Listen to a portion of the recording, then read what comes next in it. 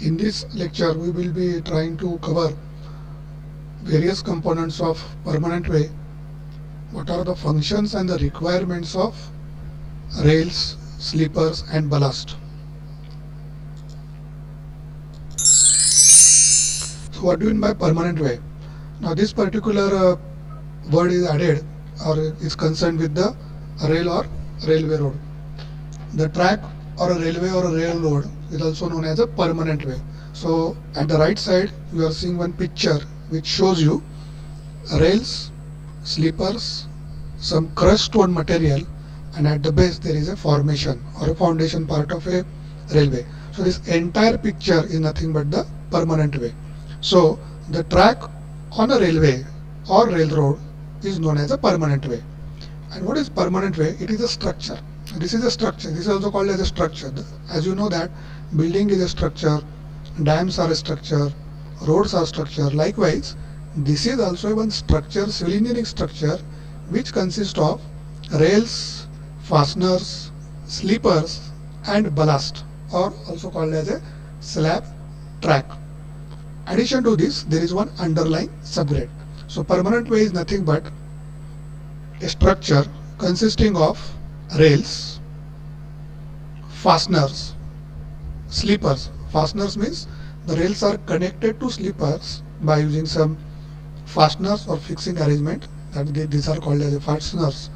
Ballast means the crushed stone, aggregate kind of thing you are seeing in the picture, that is called as a ballast. And at the underlying layer there is one layer of subgrade. For clarity, it is often referred to as a railway track. Now, British terminology, in the British terminology, the permanent way is called as a railway track or railroad track. So in British, it is called as a railway track, and in USA, it is predominantly use the word as a railroad track. So in first slide, we have seen the what do you mean by permanent way and what are the components of permanent way. Now in this slide, we will see a traditional track structure. Now this is a cross section of a railroad or a permanent way, which consists of basically two parts. The first part is the permanent way and second part is the track foundation. So in permanent way, it consists of rails. Now you are seeing these two rails running parallel to each other.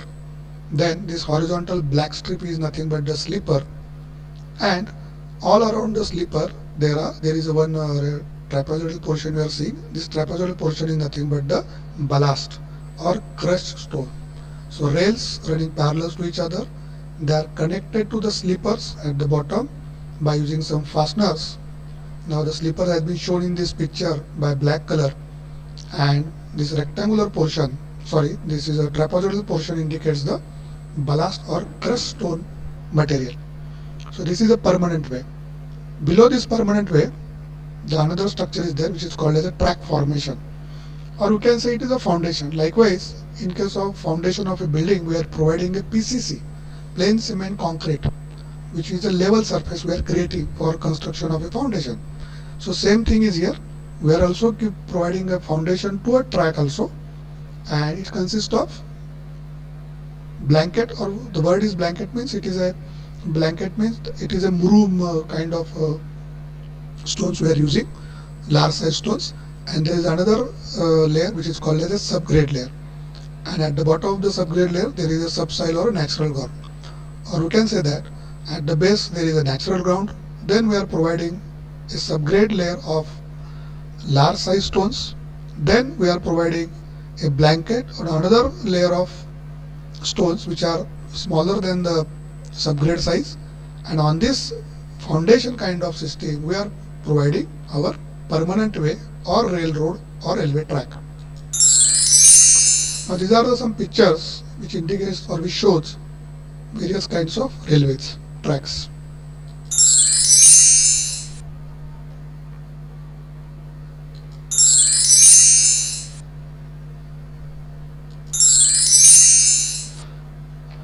Now let us try to see what is the typical cross section of a railway track or railroad or permanent way. Now starting from the top of a section, Now these two are the rails. These two are the rails. Now there is another word written over here, gauge. Now gauge is nothing but the inner distance between the two rails. Inner distance between the two rails is a gauge. Now these are the two rails made up of steel are placed parallel to each other at specified distance. Then at the bottom of the rails there is a provision of sleeper. So these are the rectangular sleepers are provided over here. These sleepers all around surrounded by the ballast cushion or small sized aggregate, we can say the aggregate, which is laid in a slope of 1.5:1. So this entire trapezium indicates consists of two things. One is the sleeper portion and it is surrounded by the small size stone, you can say the aggregate, and side slope provided is 1.5:1. Now below the ballast cushion we are providing the sub ballast or a murum portion, so as to give the strength or act as a foundation to this entire upper structure. Now this trapezoid portion indicates sub ballast, which is of murum material, and the side slope provided is 2:1. GL represents the ground level. So from this portion to this portion it is called as a ballast base. From this end to this end it is a formation width. So formation width is from this end to this end. So the entire track cross section has been shown to you, starting from the top, the ballast shoulder. So this portion is a ballast portion, ballast shoulder portion. Then these are the two rails, sleepers, ballast cushion, sub ballast, and at the bottom there is a ground level. So this is a typical cross section of a permanent way. This is called as a typical cross section of permanent way. So what are the components of permanent way? As already we have seen, there are basically three components which constitutes the permanent way. The first component is a rail. What is a rail? A rail is nothing but it acts as a girder, or you can say a beam, I-beam. And what is its purpose? It has to transmit the wheel load to the sleepers. So whatever the load of entire locomotives, bogies, engines, all these load has to be transferred to the sleepers. So the provision is made in the form of a rail, which is nothing but a girder, or you can say steel beam. Second component is sleeper. Now these are the sleepers are placed or spaced at a specified distance and are held in position by ballast. So rails are transferring load to the sleepers and they are held in position by ballast, means aggregates. Now sleeper holds the rail in proper position. As you know that there is one terminology we have already used, that is gauge. What is a gauge? The inner distance between the two rails. Now this inner distance between the two rails has to be maintained to be constant. It has to be constant. So the role of sleeper here is to hold the rail in proper position at proper level and provide a correct gauge with the help of fastenings, means connections, and then transfer the load to the ballast. So here the role of sleeper is already been mentioned, to hold the rail in proper position, provide correct gauge with the help of fastenings, and transfer the load to the ballast, means aggregate or crushed stone. And the bottom portion or the last portion of the component of permanent way is formation. You can say the PCC layer in case of buildings. It takes the total load of the track as well as the tread. So entire load of a rail, sleeper and a fastener plus the load of wagons, locomotives, engines. So everything will be taken by the formation. Now what are the requirements of permanent way?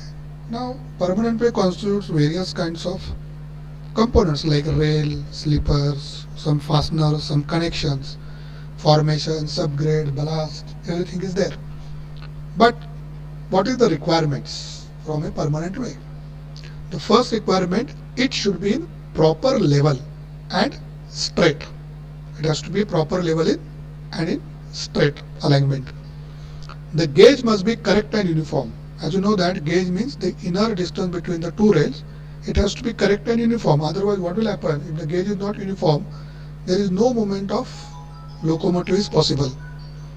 Curve must be properly designed with the supervision.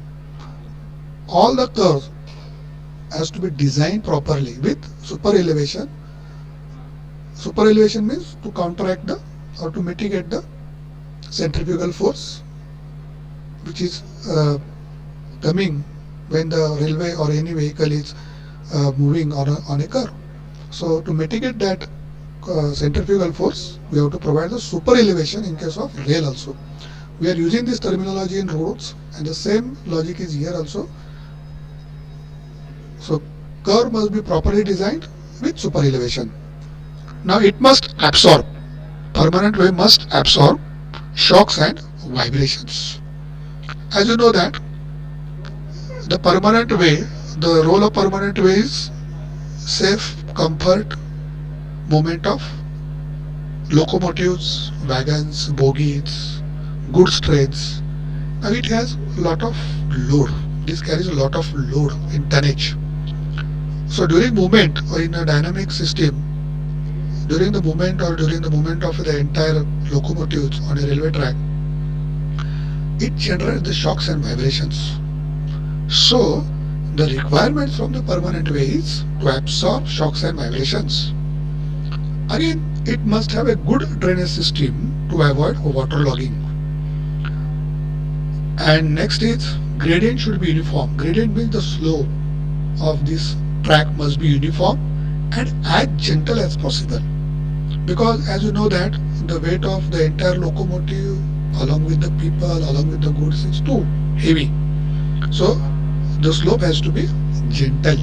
So not more than 10 degree, 15 degree. It should be strong and provisions for renewal and replacement. So permanent has to be strong and there should be a provision made in the system so as to renew the each component. Now because of some accidents or any other some calamities, there is a damage to the track. Now damage to the track means what? Either it is damage to the rail or there is a loss of connection between rail and sleeper, or third thing is the entire ballast section is not there or the stones are not in properly positioned. So what you have to do? You have to replace these things. So the design of the permanent way has to be like in way that there should be provision of renewal and the replacement of each component easily. Now the first component is the rail. Now as you see in these two pictures, on the right side the rail has been shown to you. And what are the various components of rails? Now you see the top portion is called as a head. The top portion is head. The middle portion is called as a web and the bottom is called as a foot. So top is head, middle is web portion and bottom is called as a foot. So here I have shown you the two types of rails. One is the flat bottom and another is the bullhead. We will see in detail what are these types of rails, but right now say what are the various components of rail. The top portion is head, middle is the web and bottom is foot. Now basically rail are I cross section. Now this cross section is nothing but the I cross section, and these are hot rolled made up of alloy steel because it has to carry the more load and they have to bear the various stresses induced. So it is made up of steel. Usually we are using the I sections and they are made up of hot rolled alloy steel. Now head, the provision of head is here in the rail is what? It provides the adequate depth to allow for vertical wear. Now this particular depth we are talking about, as there is a movement of train on this rail portion, it carries a heavy loads. There is a friction between the rail wheel and the rail top head. So over the period of time this particular height may get reduced. So and this particular portion is always in contact with the wheel. That's why there is likely possibility of wear and tear. So the requirement from the head is what? It should have an adequate depth to allow for the vertical wear.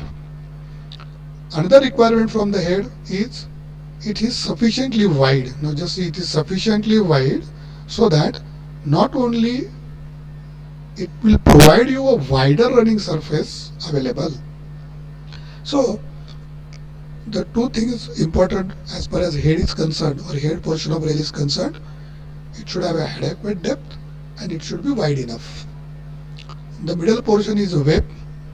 The web should be sufficiently thick so as to withstand the stresses arising due to the loads. So this web portion, the thickness has to be well designed so as to withstand the stresses during the movement of a train. The foot portion, or you can say the bottom portion of a rail, it should have a sufficient thickness so as to able to withstand vertical as well as the horizontal forces after allowing for loss due to corrosion. Now the vertical forces mean the load coming from the wheel, the load of the entire locomotive, load of the engine. This will come directly at the bottom portion, and horizontal forces means the centrifugal forces which will be result when the train is moving along the curve.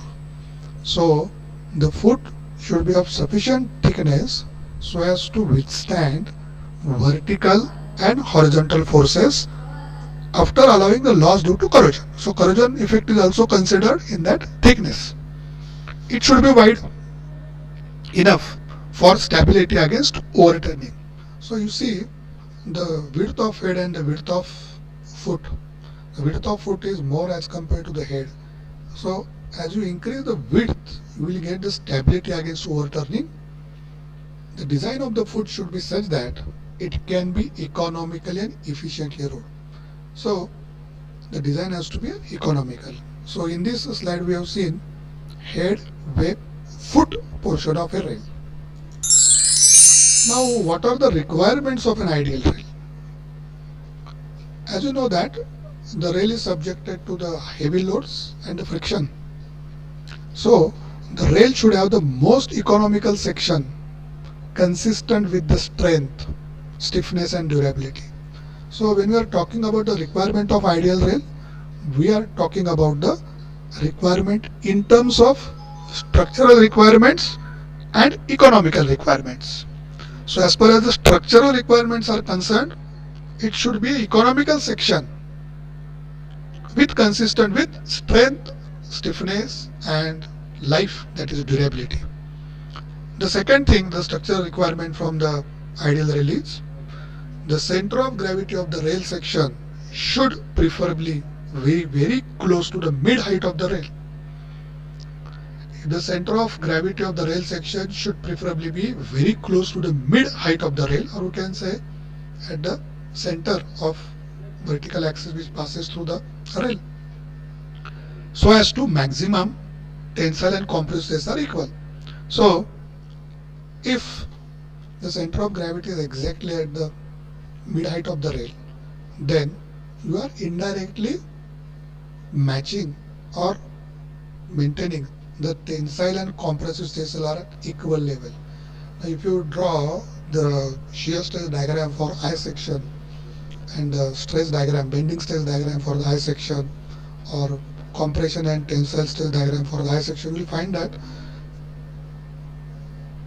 there may be a maximum tensile stress or maximum compression stress, but we try to design a I section in such a way that, or that we are maintaining that height in such a way that the tensile and compressive stresses are equal.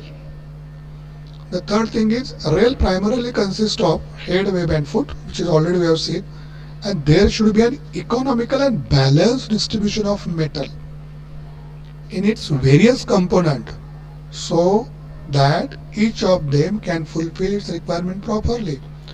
We are talking here about the volume of metal used in head, web and foot. So volume of metal used in head, web and foot must be equal, or it should be properly distributed so that the section is to be economical. Now what are the functions of slipper? Now we'll see the slipper component of permanent way. Now what do you mean by slipper first? Now as you have seen, in the picture also, it is a rectangular support for the rails or railroads or permanent way. It is a rectangular support. Where it is laid, generally their position is they are laid perpendicular to the rails, perpendicular to the rails, and transfers load to the track ballast and subgrade. And they also hold the rail upright and keep them spaced to the correct gauge. So the slipper are rectangular supports. They usually laid perpendicular to the rails. They transfer load to the ballast, means the aggregate or crushed stone, and subgrade. And also they hold the rails in proper position. So we can summarize the same thing in the following way. The function of slipper is to hold the rail in proper gauge. Gauge means inner distance between the rails. The another function of slipper is to transfer the load from rails to the ballast. Now as you know that in case of a RCC buildings, the load transfer mechanism is from slab to beam, beam to column, and column to foundation. Same logic is here. From rail to the ballast. So slipper is the medium of load transfer. Third function is to support and fix the rail in proper position. So the rails are fixed to the slippers by using some connections. So this is also his function, to support and fix the rail in proper position. Next, to keep the rails at proper level in a straight track and at proper super elevation on curve. This is the most important function of a slipper.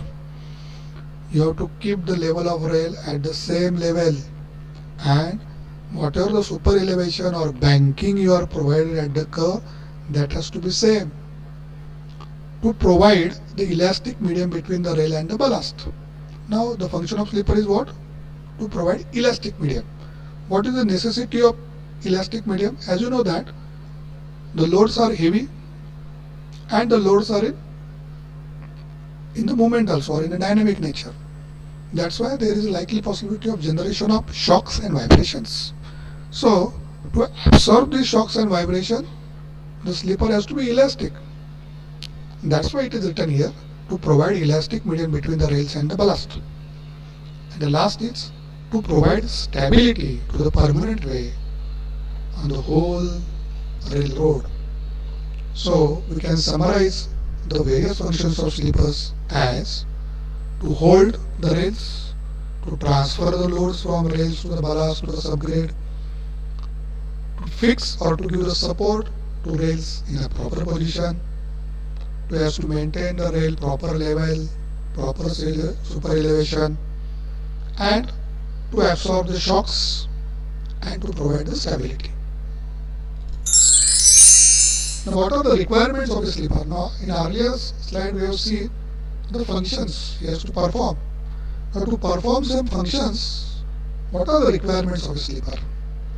The first important requirement from the slipper is it has to be strong and act as a beam under loads.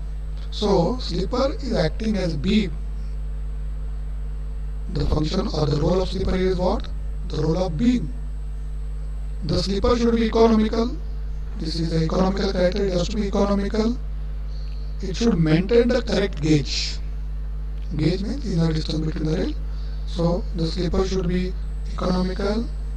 It has to be strong to bear the loads. There should be provision of sufficient bearing area for the rail. So the contact area between the rail and the slipper is called as the bearing area. So it should have some proper bearing area. The slipper should have sufficient weight for the stability. The self weight of the slipper must be sufficient for its own stability. If it is light in weight, then there is likely possibility that it itself is not stable or it will not provide stability to the entire structure. The slipper should facilitate easy fixing and take out of the rails without disturbing them. So the design of the slipper or the section of slipper is such a way that you can fix the slippers and you can take out the slippers from the rail. So that fixing and takeout from the rail should be easy. Such type of design has to be there for a sleeper. It should facilitate easy removal and replacement of the ballast. Now, sometimes there is a requirement of change of ballast or crush zone. So it should facilitate easy removal and replacement of ballast. It should not be pushed out easily of their position in any direction under maximum forces of the moving threads. Even though train is moving under high load, high forces along the curve, along the strain, they should not be pushed away easily. They should be able to resist the impact and vibration of moving trains because this is the function of the slipper. So they should be able to resist impact and vibration of moving trains. Again, if track circuiting is done, it should be possible to insulate them from the rails. Now, track circuiting means whatever the wiring arrangement we are providing for the signals. We are providing some arrangement for the signals. So we are providing some wires. We are providing some boxes. So that is called as a track circuiting. So when we are carrying out some circuit, we are providing some circuit along the rail. It should be properly insulated from the rails. So these are the requirements of the sleepers. Now functions of ballast. What is the ballast? Ballast is nothing but a granular material, usually broken stone or any other suitable material which is spread on the top of railway formation and around the sleeper. So ballast is nothing but crushed stone. You can say it is a crushed stone of suitable material and they are spread over the formation and all around the sleeper. Now what are the functions of ballast in the permanent way or railway or railroad? First function is to hold the sleepers in position and preventing the lateral and longitudinal movement. So what will be lateral and longitudinal movement? Longitudinal movement means along the direction of the movement of the train and lateral movement means perpendicular to the direction of movement of train.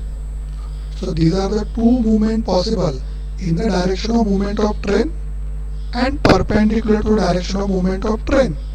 So to hold the sleeper in position and preventing the lateral and longitudinal movement of the sleeper. Again, the next function of ballast is to distribute the axle load, means load coming from the wagons or you can say the wheel load, uniformly from sleepers to large area of the formation. Third function of ballast is to provide the elasticity to the track and it acts as an elastic mat between the subgrade and the sleeper. So elasticity means to absorb the vibrations, shocks. To provide easy means of maintaining the correct levels of the rails in a track. So another function of ballast is to maintain the level of a rails on a track. To drain rainwater from the track. So to provide a good drainage system, the other function of ballast is it can easily remove the rainwater from the track. Otherwise what will happen? There will be possibility of water logging and it will stop the movement of train. Again, the other important function of ballast is to prevent the growth of weeds, shrubs, plants inside the track. So these are the various functions of ballast. We can summarize this slide as ballast is a crushed stone aggregate or it is a granular material which is spread on the railway formation and all around the sleepers. The various functions of ballast are as follows: to hold the sleepers, to distribute the loads, to provide the electricity to the track, to provide or to maintain the correct level of the rails. It can easily drain out the rainwater from the track and also it has to prevent the growth of weeds, plants, shrubs inside the track. Now, what are the characteristics or the requirements of good ballast? So we will see in this next lecture what are the requirements from the ballast. Now we are stopping here and we will take some questions.